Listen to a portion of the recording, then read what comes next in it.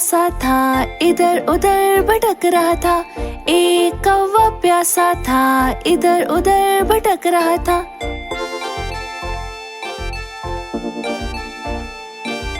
दूर से एक घड़ा दिखा, पास उसके जा